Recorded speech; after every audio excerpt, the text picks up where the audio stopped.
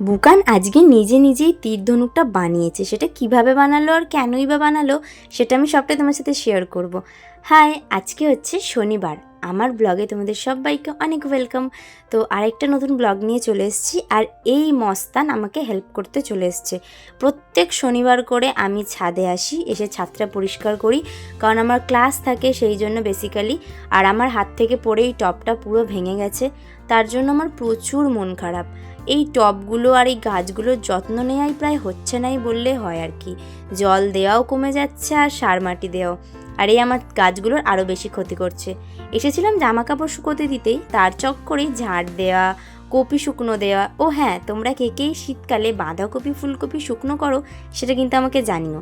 আমার শাশুড়ি মা প্রত্যেক বছর এই বাঁধাকপি ফুলকপি কিন্তু শুকনো করেই থাকে, কারণ আমাদের বাড়ির চলটা আছে। আমি এক ফোঁটাও খাই না, বিশ্বাস করো। আর এই বাস্কেটটা একটু আগে আমি কিনেছি, তাই ভাবলাম একবার ক্যামেরার সামনে শো করে দিই।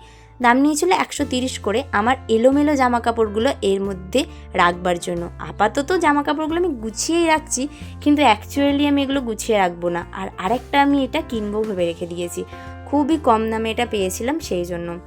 এখন আমার বিছানাপত্র ওঠেনি, তার আগে আমি এইসব নিয়ে পাকামো করতে আরম্ভ করে দিয়েছি। নতুন জিনিস কিছু একটা হাতে পেলে হয়, সেটা আমার কাছ থেকে আর দূরে যেতে চায় না। দেখো সবটা কমপ্লিট হয়ে গেছে, আর আমি সবটা করেও নিয়েছি। মনে আছে ছোটোবেলায় আমরা কি সুন্দর লাঠি দড়ি দিয়ে তীর ধনুক বানাতাম? সেরকমই বুকানো এই জিনিসগুলো খুব ভালোবাসে। ছিপ, তীর ধনুক ও প্রচণ্ড এগুলো পছন্দ করে। তো আমার যে পিসি শাশুড়ি আছে সে আর কি ওকে এরকম গিট্টি বেঁধে করে দিয়েছে, আর তীর মতো একটা ঝাঁটাকাটি দিয়ে দিয়েছে। তো ওটাকে নিয়ে পুরো ছুটছিল, আর আমার সত্যিই খুব জোর একবার লেগে গেছিলো। ও কিন্তু পাকামো করেই করছে। টাটা, টেক কেয়ার, দেখাবে নেক্সট ব্লগে।